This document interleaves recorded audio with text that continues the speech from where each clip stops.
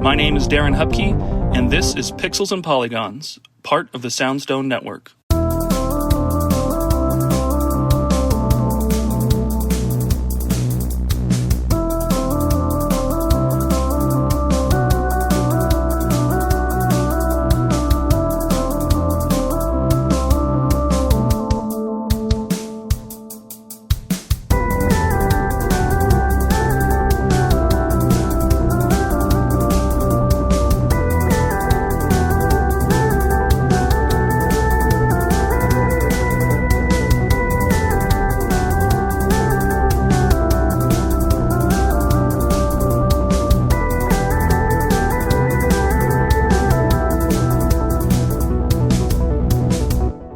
Hello, everyone. Welcome to a new week and a new episode of Pixels and Polygons.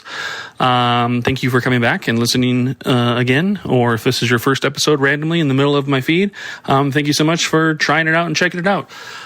Just a conversational podcast, having some fun and asking a different question, a different topic to a different guest each week for just a short and sweet conversation, and that's it. We have some fun and hopefully create some interesting dialogue that gets yourself thinking. But this week we've got returning guest Risty Shackles. He's an illustrator and a developer extraordinaire. Been on the show a few times before, but this week we answer a new question. Well, I say new, but it's been on the list of potential questions people can choose from to answer, but not a lot of people pick it. So I'm glad that he chose this one for this week. But we discuss some of our favorite illustrators and designers within video games. So we don't really get into the weeds about a specific game per its mechanics or gameplay, but more around the visual design or the presentation of it. So this was a fun question. I knew it wouldn't get answered too often, but funny enough, in an upcoming episode, you'll actually hear Andrew Elmore answer this. So it's fun that it's just coincidentally been picked pretty close together after being on the list for a while and getting not a lot of love and attention. So after the break, you'll catch Rusty and I chatting about that, and hopefully you enjoy that. But otherwise, business as usual. You can check out pixelsandpolygons.net. We've got to the latest issue of Retro Game Zine, which as of this recording's release should be end of July. If you're listening to this brand new, yes. It should be. My calendar should be good. That means the Final Fantasy Mystic Quest issue is the current one, but in a few days you should have access to the Blaster Master issue, featuring contributors in that issue are actually it's just one for the Blaster Master issue, but it's a big one. Mike Drucker recently released his own book, Good Game No Rematch. If you've not seen or read that, it's all over my social media at least. Check it out. I read it. I loved it. I enjoyed it, and he's a comedian, and his writing is just fantastic. It will make you laugh. It'll even make you tear up. But just a bunch of personal stories about his life growing up and coming of age, and how video games have kind of always encompassed the stories and major life moments in and around his life. So take a look at it. Check it out. It's all over the place. There's Amazon, places like that, but even like an audiobook version of it. So however you consume your books, check it out. It's got my huge recommendation. But he's in the Blaster Master issue with a cool contribution. The 32-bit library books should be getting restocked. I'm packing up some to take with me to the Long Island Retro Gaming Expo. So if there's not any then, they should be restocked shortly. Or if you've been considering it, you should grab them now. But they are there on pixelsandpolygons.net.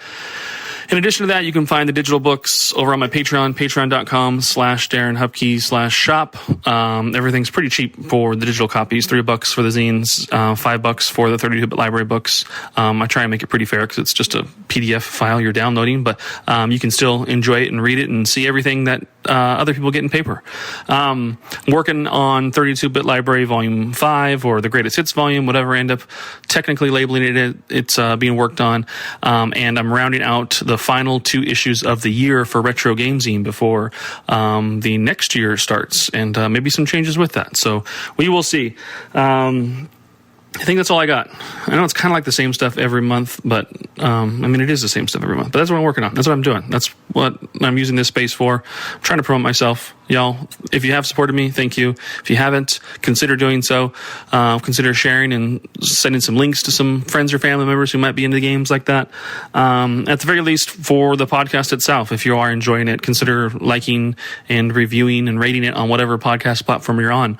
Honestly, that stuff helps. There's a bajillion video game podcasts and things out there, but the more ratings and reviews and things that it gets, the higher it is on some suggested algorithms, and maybe you should listen to lists.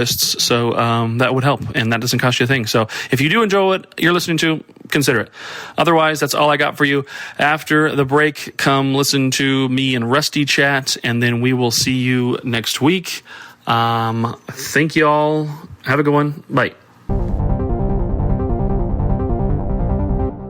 Hello, we are Kirby Conversations, a podcast on Kirby, along with other adjacent subjects like Smash Brothers, HAL Laboratory, and other related Nintendo games. In each episode, we take an in-depth, well-researched look at a Kirby topic, drawing on our decades of experience playing Kirby games, creating Kirby-related content, and working in and around the video game industry. I'm Sean Douglas. I'm a theater and video game journalist. And my name's Bridget. I'm an online Kirby commentator and collector. Our team also includes photographer and Nintendo ambassador Kai Captain Dangerous Parker and Gigi, the editor-in-chief of Wick Kirby. Join us for deep dives into Kirby's history, interviews with industry professionals, and even inside looks at Nintendo, as together we explore all things Kirby and HAL Laboratory. You can find Kirby Conversations on Apple, Spotify, or wherever you listen to podcasts.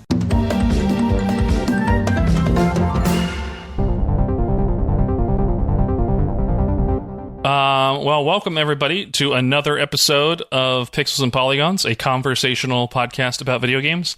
I think that's an appropriate description. I think this is a conversation, right? I mean, yeah, that's the appropriate subtitle. Anyway, dialogue option. Yep. Yeah. Back again, we've got Rusty Shackles, great artist, creative, fun person, even developer at this point, we can now say, officially, you've got that latest project in the works and everything. But yeah, Rusty, you are back on the show again. Hello. Hello. Yes. What is the last game? I guess, no, I shouldn't say that because I don't know when the time of the release will it be. But what is the next, what's the next game you're looking forward to? Big or small, like what is the next thing you're looking forward to playing? Even if it's already released, but it's in your catalog, to catch up on and all that stuff. Yeah. Probably Death Stranding 2. That's the big one. I've already pre-ordered it. I pre-ordered digital because I don't know why it's going to sell out. Then I've seen the 10-minute recent trailer. None of it made sense, which excites me because it's going to make sense eventually. But Kojima is just playing game jazz with me. I'm going to figure it out or I'm not. And I really enjoyed the first one. People oh, it's a walking simulator. I'm cool. You heard that joke too. Get a new one. Yeah. But it's once you get 2 hours into Death Stranding, you get a bike. It's all right, come on. Yeah. But yeah, it's just not on the zip lines. I mean, my zipline train was all over the place. I was good. I can get anywhere on that last map, super easy. My feet weren't touching the ground. Right. That one is that just looks stunning. Looks amazing. I can't wait to not understand what's going on, which is the highest compliment I can give him. It's borderline Lynchian, how he. Yeah. There's something there. I'm gonna have to read a Wikipedia to understand, and the gameplay is going to be very addictive and rewarding. I'm sure of it. So yeah, I also as well. That is the same game on my list, nice. For sure. I bought. The original Death Stranding came out. I bought the collector's edition that had the little BB little mock thing and everything, and a case. And I thought that was rad. And I literally did spend that money on the Death Stranding 2 collector's edition, even though I know the Death Stranding 1 collector's edition stuff, it's in a box in my garage. I don't have it on display or anything. It's not doing anything. I didn't need to spend that money on it. Death Stranding 2, same thing. I don't even know. Is there a statue in that or something? I don't know. But I just know if it's a statue, I might be able to put that out on a shelf. But otherwise, it might just also be just in a box in my garage and all that stuff. Right. But I'm just feel like I'm obligated to. And then to make it worse, I had to buy that collector's edition. It came with a copy of the game. But then I bought my PS4 Pro. I bought that Death Stranding edition of that came with a copy of the game. Already had a PS4 Pro, so I was already I already bought that system a second time to go from the PS4 to the PS4 Pro, and then I bought a second Pro just to have that Death Stranding edition of it and everything. It's mounted here in my bedroom. I'm just a big Kojima nerd. Like, once I flipped that switch when I was younger and I made those connections too. Like, it's like my love of David Lynch. Like, I'm okay with not knowing, but I love that if, like, the more I want to, like, think about it or try and articulate it and, like, you know, pull the threads and all that stuff, I might be able to make some connections there. But at the end of the day, there may not be connections to, like, make. Right. There isn't some, like, document somewhere that says, this is what happens in Mulholland Drive, and this is why all these events happen. Like, this is the explanation for you. It's about the performance, not the notes, you know? Yeah. It's the entertainment. It's the art. It's like, you know, it is what it is. So what you take away from it is what you're going to take away from it. So there's rad themes, there's rad storylines, there's the things that you can pick up on as like a common mind like I am, and there's bigger things and under the surface that maybe I just won't get, but I just really appreciate all these little fun details and the way it's like laid out there. There's been a recent like prompt going around Blue Sky about like what's the time of game made you cry, and every time I'm like, man, I don't want to talk about the end of Death Stranding. I don't want to talk about it again, because that good lord, that was like the Futurama dog episode times 1,000 for me. I was just like, please stop. Please don't let it be okay. So yeah, even now I'm like, man, I'm getting like emotional now thinking about it. But yeah, like that game like totally sunk into me, and I'm like, I enjoy the ride. You know, I'm not necessarily asking, you know, for answers. You know. Mm-hmm. I love too the argument with folks about like, oh, it's just a walking simulator. Just, you know, you're UPS, you're taking boxes and all that stuff. I've like tried to frame the game like, the mechanics are all there, but if you just like, oh, you're a wandering spirit and you need to take the souls of like the enemies you've murdered and like deposit them into this like neural network of the planet to give it life, and like would you play a game like that? Like, sure, okay, so substitute that with some like you're connecting them via like a network and you're delivering resources to people in like these bunkers and shelters. Like the mechanic and gameplay of it all, like you're rewarded with like this resource management, carrot on a stick, you know, too much, too little, like give and take, with this like interesting narrative around it all. Like it's a rad game. You can't just reduce it down to like, oh, you're just walking around. It's like, no, you're not. Like there's a lot more like mechanics within that with you walking around and everything too. So like you just don't get it. Like just give it a shot. I'm sure you'll like it, but you probably won't play it at all. So you know you're lost. But yeah, I'm with you there. Death Stranding 2. That will be that's actually pretty soon, isn't it? June something? I think so. I'm getting a little bit of your feed's cutting. Hopefully, as long as you can hear me, we're okay. But, I can hear you. Yeah. Okay, good. I think it comes out in June, like next month, from where we're recording. So yeah. Okay. Well, hopefully by the time you're listening to this, we're either both hours deep into it, or it's going to be shortly released around this time. So look forward to that. All right. Well, let's do some this or that's then, and we'll get rolling. Okay, I remember the one I was going to ask you in the last episode, and it's just going to be really weird to like ask it weeks later and all that stuff, but, you know, connective tissue. Mm-hmm. NBA Jam or Arch Rivals? NBA Jam. That's okay. I think I've seen Arch Rivals. I don't know if I've actually put my hand on the joystick for it, though. Oh, really? I played it. I remember going like pizza places and stuff like that, like, you know, going to the beach and getting pizza and all that stuff, and always been able to like find an arcade game or an arcade somewhere that had a copy of Arch Rivals and everything. I played it on the NES even a lot. I mean, of course, NBA Jam forever, but even NBA Hang Time, NBA Showtime. I was a fan of all the later versions of those Midway basketball sims for sure. Oh, I called them sims. Well, I was never like a basketball person until I moved to San Antonio like in '94. Then all of a sudden, like I never lived in a market for basketball. Then I was like, oh, okay, cool. I get the Spurs and David Robinson, Sean Elliott, the whole thing. And then like that's right when the NBA Jam had come out, and it was kind of a nice like, you know, I didn't really look at basketball games before that, but I was 2K was my jam back before. Like I guess they're bad now. It's like. Eventually, you become the villain kind of thing. But like when 2K started with like the Dreamcast through PlayStation 2, the Xbox era, I was huge on that. Yeah, I loved those games for sure. Cool. Well, you mentioned it earlier, but digital or physical? Digital. And I'm sure people think that, you know, it's physical is cool and all, but also like I've got space. I need space for other stuff. Is the big thing, and like. I've never lost a game digitally. It's weird because people are like, oh, they'll take it away from you. I'm like, that's never happened to me. Yeah.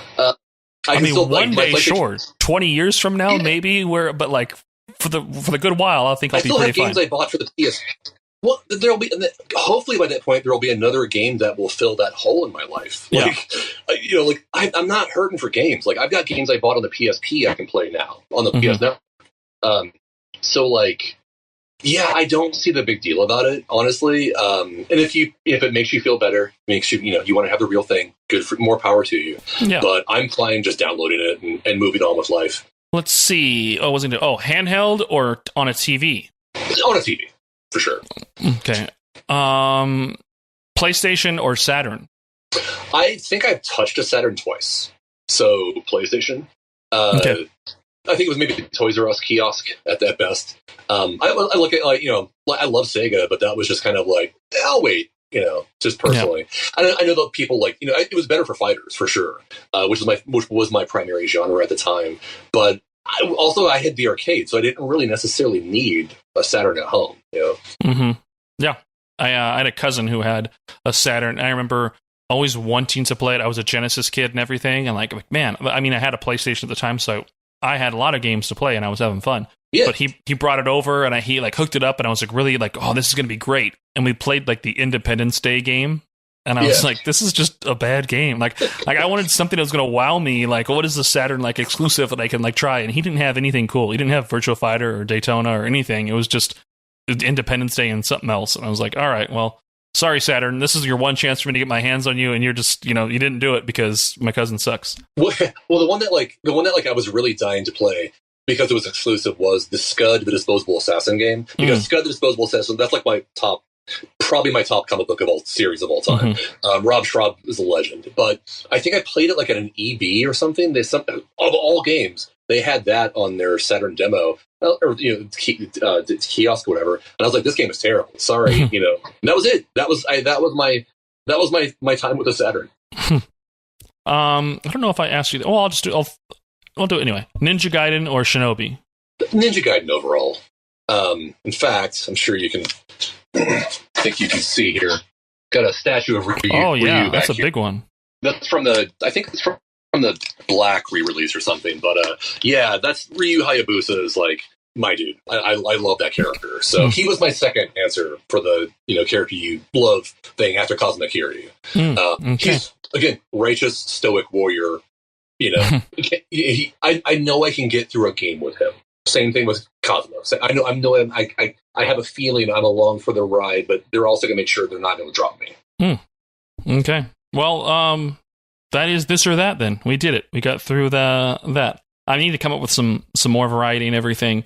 But I have a pretty good mix there. I think those are always fun. Get the juices flowing. Do like Bubsy or Arrow the Acrobat or something.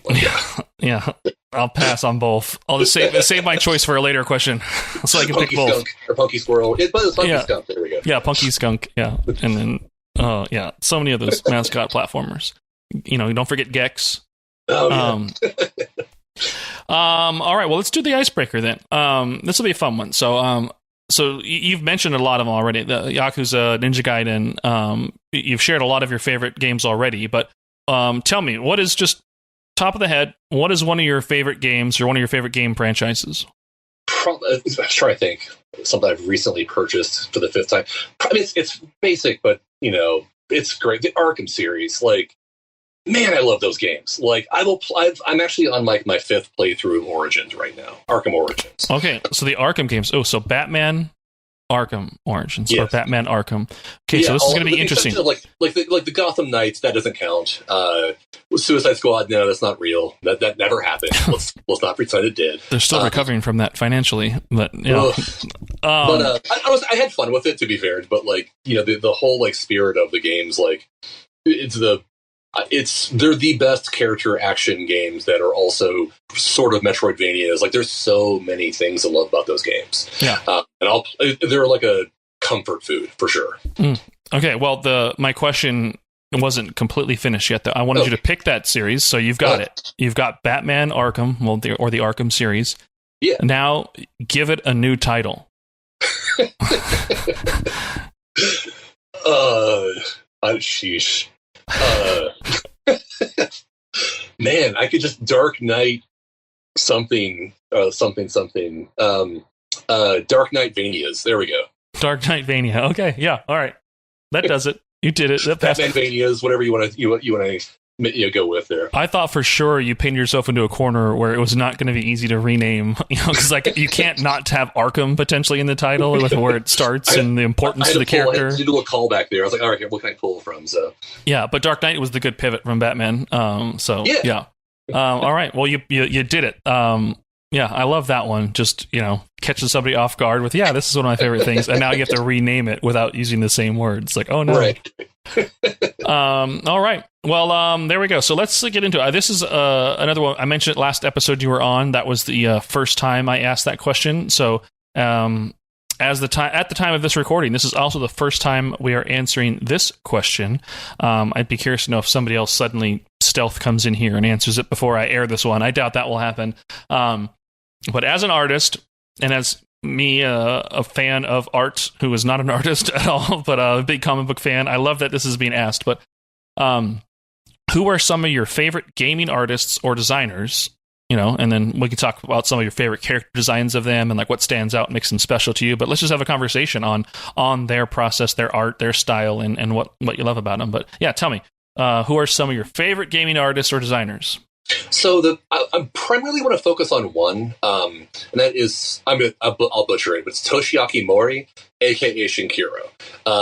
Shinkiro is SNK to me. He hasn't worked there in 2 decades, but there's few artists I can say that are the house style forever to me for a game series. Maybe like Mobius and Panzer Dragoon is the only other one I would put up there at that level.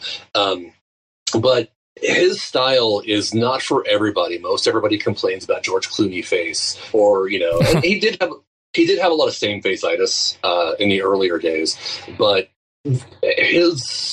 I think I've watched something on him recently where a lot of his stuff is based off of older Japanese art and Frank Frazetta. And guys of that era, I think SNK's strongest period of character creation really was like before modern anime influence came in.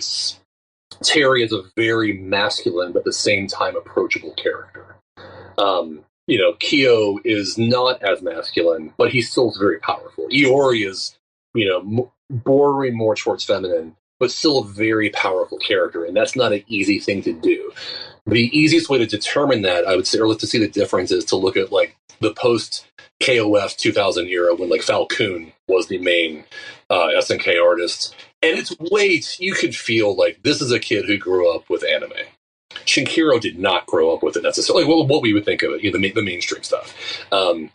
He grew up with Golgo 13 and Space Adventure Cobra and that era thing. So I think that like you can kind of tell like how his art is flavored really makes those character designs. I would say there's a term I use from Adam Hughes called naturalistic. He's not realistic. He's close, but there's a little bit of uncanny valley in there. But it feels natural though. Like every muscle is not drawn perfectly, but it's as close as you're going to get, because the second you look away from his muscle, you'll see the character with like the eyes and the dark shadows around it and all that. You're like, oh, this is a cartoon. But he really nailed that. He also does a lot of like his primary illustration is usually just a single dead line, and it's usually just an outline or containing line.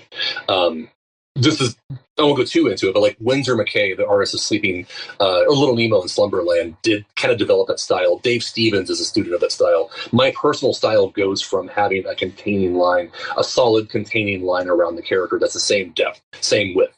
But he goes in, he doesn't ink or do much. He does all the detail with his color. Like he gives them depth with that.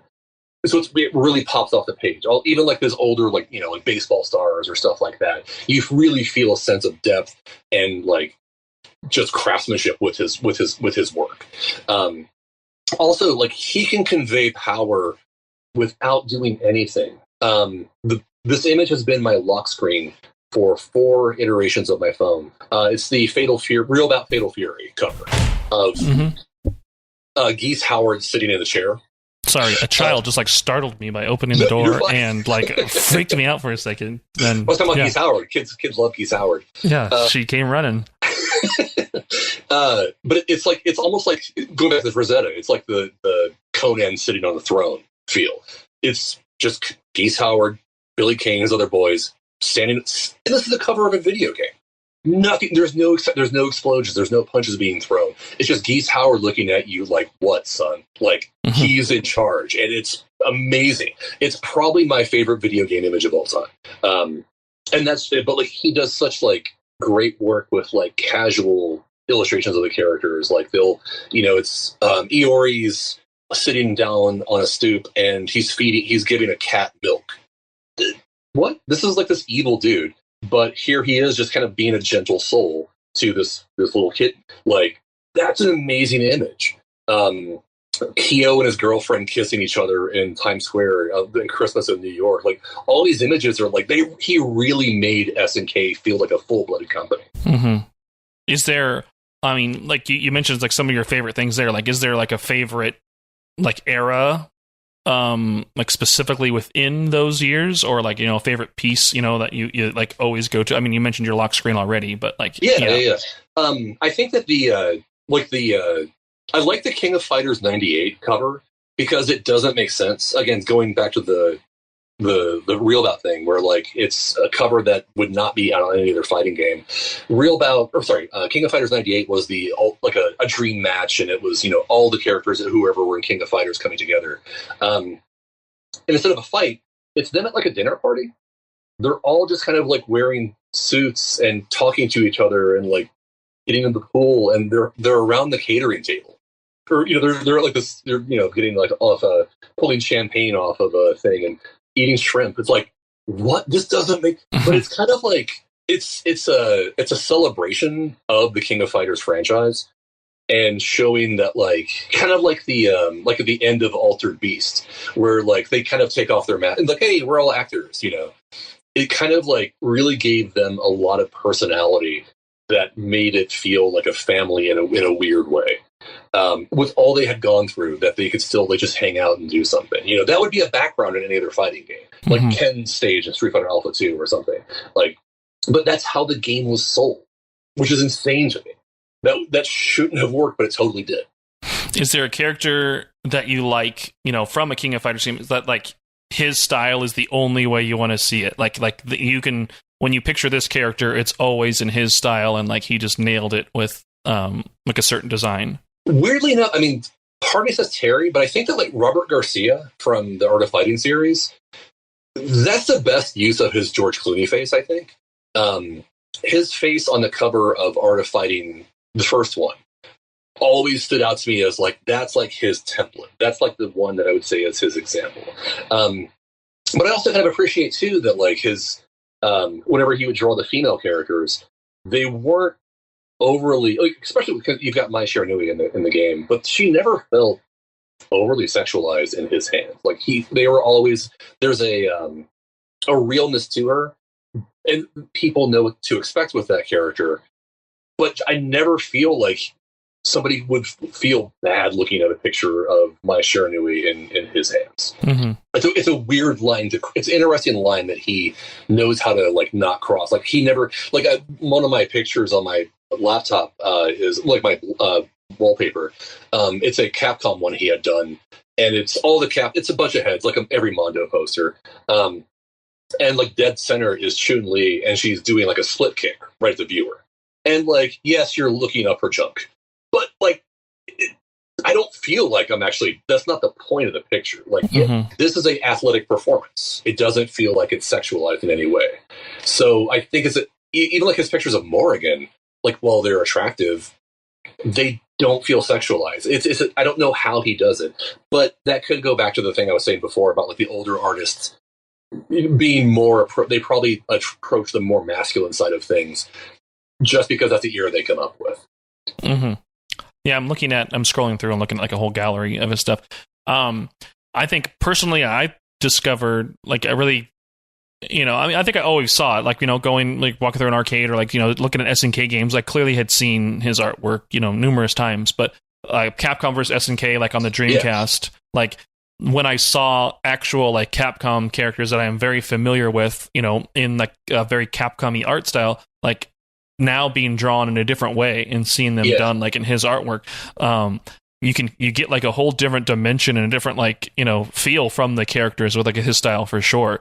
Well, I think too that they revealed that like he only did the one side of it, and the Capcom artists mimicked his style for one of them. I'm blanking on which one that was specifically, but it wasn't like they basically had a clone. They had an imitator. They had imitators do his style, but it worked. Yeah, it's strange to see like his. I mean, for decades, people thought that he did all of it. Oh, wow. That wasn't Keenan Nishimura. Interesting. Okay. Yeah. But yeah, after his time at SNK, I mean, looking here, like he did go in and actually do some work with Capcom. Like I'm seeing here, like he did the artwork for Dino Stalker, you know, like the Dino Crisis style one. Like I can see that box art in my head, and I immediately like can see that same like King of Fighters style design and like artwork, and also he's very like unique art style, and one that like once you see it, like now I can't unsee it. Like it's jumping out to me, like really, you know, like wow, like I've seen this other places. That Ghost and Goblins, that like remake and all that stuff, you know, like it's just neat to see his artwork. One of the other ones, like with the covers, he did the cover for the Japanese version of PsyOps, the Mindgate Conspiracy, and you can tell because the American one is just like, you know, it's a soldier, blue soldier, whatever. But his one, it told the story of the game, and I think too that like as somebody who came from comics and somebody who like, you know, I went into record and I do with the covers and everything. Like I try to tell the story. I try to tell a story whenever I do a single image, and that's very difficult to do. So like he accomplishes that so well in most. Granted, though, a lot of his Capcom work is just collage pieces. But with his SNK work especially, he would tell the story of the characters. The King of Fighters 97 cover, it's the entire story of the game if you break it down and pay attention. I love that about his stuff. Okay, then maybe last a question on this then. If you had an afternoon to hang out and be present there, and money wasn't an option or a necessity there, which character would you want to have be like commissioned and drawn, like an original piece for you by him? It would be interesting to see him do either Ryu Hayabusa or Tina Armstrong, just because I love Tina. That's my favorite character there. But I think that it would be interesting to see him do like Ryu Hayabusa, you know, the muscles rippling, the whole 9 yards. He would really understand the ninja quality and bring that out, because I don't think he's ever done anything. He's done some SNK ninjas, but I don't think he's really done much in that aspect. Weirdly enough. Cool. Yeah, Super Ed, I have a couple tabs open of his stuff. I'm going to just keep reading and keep checking out his artwork. I mean, he's like the best. If you get a new device or you have an old device, he's like the go-to guy for like great wallpapers for anything you could possibly imagine. Yeah, that's cool. Cool. Well, thank you for sharing that. Yeah, I mean, that's it. We did it again. We did another episode in the can. I was going to potentially share one of mine, but I think we had like a lot of good conversation, a lot of good info on there. So a future episode for me. One day I'll have I'll share mine. But thank you so much, Rusty, for jumping on and sharing. I know I asked you before, but anything you want to plug, share, promote, hype, anything? I'm on the Eras of Wrestling game should be coming out hopefully later this year. You'll see my stuff on 1-800-HOTDOG.com, comedy website. Hardcore Gaming 101 from time to time. I'm all over, but yeah, just look for me on Blue Sky at Rusty Shackles. You'll see whatever I'm doing currently there, or just one of my silly jokes and japes and shenanigans and antics. People seem to enjoy those. So, all right. Well, thank you, Rusty. We definitely will open invite to come back. We'll do more episodes in the future if you want to do it. But appreciate you for coming over and jumping on. Appreciate it, man. Thank you. Bye.